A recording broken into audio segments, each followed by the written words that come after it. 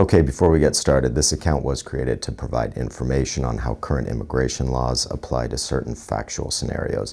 There are many people, I suspect, who are worried about their immigration situation but are not sure if they should speak with an immigration attorney. Keep in mind, and I cannot stress this enough, that immigration law is unbelievably fact-specific. So even if the hypothetical that I analyze here sounds nearly identical to your situation, you still need to speak to an immigration attorney. The smallest factual differences can change everything. That said, this is not legal advice. I'm merely hoping to educate some people on how the immigration laws work, because I know that a lot of anxiety exists out in certain immigrant communities.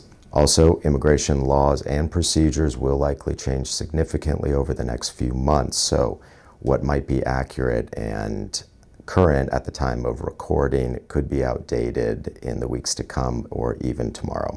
So let's talk about VAWA, U visas, and how these apply to domestic violence situations, and specifically to spouses. Okay, children can also apply for U visas and VAWA in domestic abuse situations, but we're going to focus primarily on spouses. Okay, so with VAWA, VAWA is the acronym for Violence Against Women's Act. Okay, and this does not just apply to women though. Okay, men can apply for VAWA relief as well. In a VAWA situation, you need to be able to show that you are married to a U.S. citizen or permanent resident, and that you have been the victim of domestic abuse or extreme cruelty. So it can be mental cruelty, emotional cruelty, that sort of thing.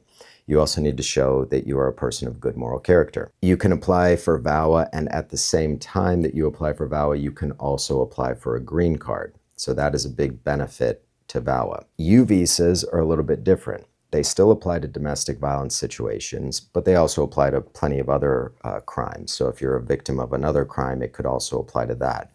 However, let's say that you're not married to the abuser. Okay, you live together, for example, but you never got married. Well, a U visa would still be available, but VAWA would not, because you didn't actually get married.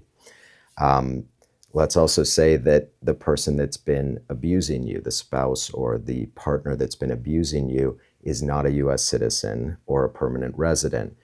The U visa would still apply, but VAWA would not. Okay, so VAWA in its own way has a higher bar, okay, in terms of who can apply for it. Some benefits to VAWA that U visa doesn't have is, with a U visa, the first step there is that you have to reach out to a law enforcement agency. So that can be a police or sheriff's department, it can be the district attorney's office, or it can be a judge.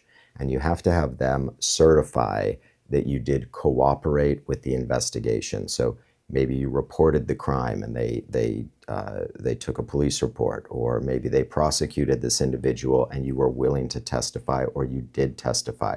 That would show that you cooperated with the investigation, with the prosecution, and that would make you eligible for the U visa. So you get the law enforcement agency certification. Once you have that, you apply for the U visa. After you get the U visa approved, you're going to have to wait a few years in U visa status, and then you can apply for the green card.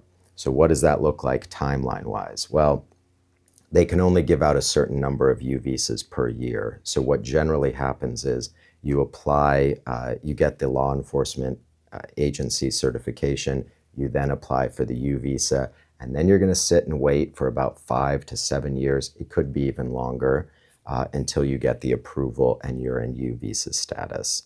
Okay, so that's a downside to the U visa that VAWA doesn't have. And then also, once you get the U visa status, you've got to stay in that status for 3 years before you can apply for a green card. So you could be looking at 7-10 years to go through this whole process and have that turn into a green card. So that's not ideal. VAWA does not have that. You can apply for the VAWA immediately. You don't need to get a law enforcement agency to sign off on the case. You can just apply for the VAWA. You can apply for the green card at the same time.